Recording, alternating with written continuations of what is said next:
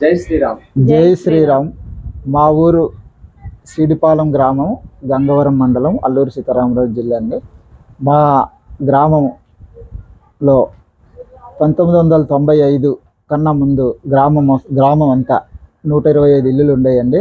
125 ఇల్లులు కూడా హిందూ మతాన్ని, గిరిజన ఆచార సాంప్రదాయాల్ని పాటించేవాళ్ళం.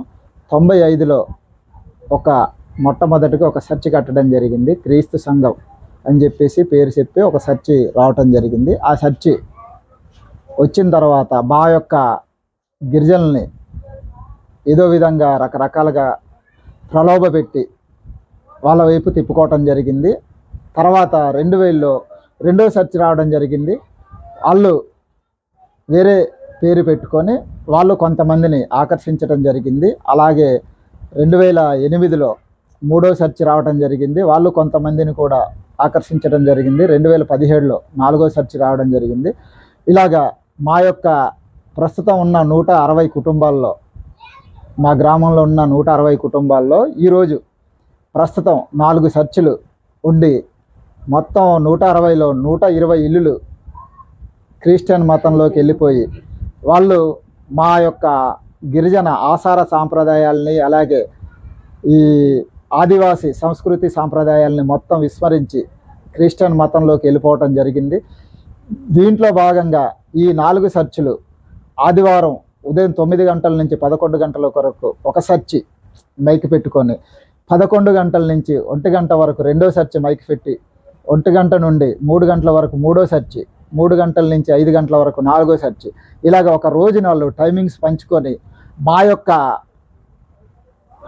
మనశ్శాంతి లేకుండా, మా అందరికీ మనశ్శాంతి లేకుండా ఉదయం నుంచి రాత్రి 10 గంటల వరకు మైక్ సెట్లు ఒకదాని తర్వాత ఒకటి పెట్టి మా యొక్క ప్రశాంతతని దెబ్బతీస్తూ ఉంటే మేము మా యొక్క ఆచార సాంప్రదాయాలను కాపాడుకోలేక ఏం చేయాలో తెలియక ఏంటని మనోవేదన పడుతూ ఒక సంవత్సరం క్రితం చర్చిలు పెరిగిపోతున్నాయి, హిందూ మతం అనేది డౌన్ అయిపోయి క్రిస్టియన్ మతంలోకి అందరూ మెల్లమెల్లగా వెళ్ళటం జరుగుతుంది అనే ఆలోచనతోనే మేము రామాలయం నిర్మించుకోవాలని నిర్ణయించుకోవడం జరిగిన తర్వాత అండి అందరం కూర్చొని మీటింగ్ పెట్టుకొని ఎవరికి తోసినంతళ్ళు 100 ఉంటే 100, 50 ఉంటే 50, 200 ఉంటే 200.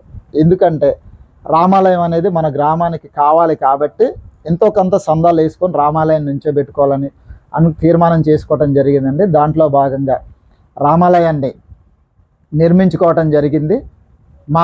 మాకు ఎటువంటి బయట నుంచి సహాయ సహకారాలు లేవండి. మా గ్రామస్తుల సహాయ సహకారాలతో నేను, మా మిస్సెస్, అలాగే మా గ్రామంలో యాక్టివ్గా ఉండే యువకులు అందరినీ ఒక తాటి మీదకి తీసుకొని వచ్చి రామాలయాన్ని నిర్మించుకున్నామండి.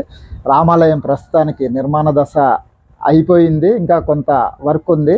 అయితే శ్రీరామనవమికి ముందు 15వ తారీఖు విగ్రహ ప్రతిష్ట వనవాసి కళ్యాణ ఆశ్రమం రాజమండ్రి వారి ద్వారాగా పద్మావతి మేడం గారు మాకు ఉచితంగా విగ్రహాలు ఇవ్వటం జరిగిందండి.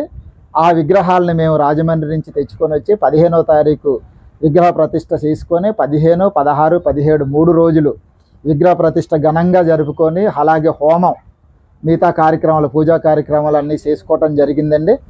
దానికి మా గ్రామస్తులు అందరూ, హిందూ సమాజం అంతా చాలా చక్కగా మాకు సపోర్ట్ చేయటం జరిగింది. ఆ సపోర్ట్తో మేము విగ్రహ ప్రతిష్ట కార్యక్రమాన్ని చాలా ఘనంగా జరుపుకున్నాం. 3 రోజులు కూడా అన్నదాన కార్యక్రమం చేసుకున్నామండి. అలాగే నవమి అయిన తర్వాత 9వ రోజు మళ్ళీ ఆ గ్రామస్తులందరికీ అన్న సంతర్పణ చేయటం జరిగింది. తర్వాత ప్రస్తుతానికి ఈ మా గ్రామానికి అన్ని రకాలుగా కొంత అన్ని సమకూర్చే టయానికి ప్రస్తుతానికి మైక్ సెట్, సౌండ్ సిస్టాన్ని ధర్మ చారిటబుల్ ట్రస్ట్ వారు, హిందూ నేషన్ ఫౌండేషన్ వారు మా గ్రామానికి ఒక మైక్ సెట్ ఈరోజు అనగా 24/5/2024 శుక్రవారం రోజు మా రామాలయానికి మైక్ సెట్లు ఇవ్వటం జరిగింది. ఈ మైక్ సెట్ ఇవ్వటం వల్ల మాకు చాలా ఆర్థికంగా చాలా సపోర్ట్ చేసినట్టుగా, అలాగే మా గుడికి చాలా సపోర్ట్గా నిలిచినందుకు వాళ్ళందరికీ మా గ్రామస్తుల తరపున ధన్యవాదాలు తెలియజేసుకుంటున్నాం. అలాగే ఆ వనవాస కళ్యాణ ఆశ్రమం వారు మాకు విగ్రహాలు ఇవ్వటం ద్వారాగా మాకు చాలా సహాయ సహకారాలు అందించినటువంటి వారికి, హిందూ నేషన్ ఫౌండేషన్ వారికి, వీళ్ళందరికీ మా సీడిపాలెం గ్రామస్తుల తరపున మేము ధన్యవాదాలు తెలియజేసుకుంటున్నాం.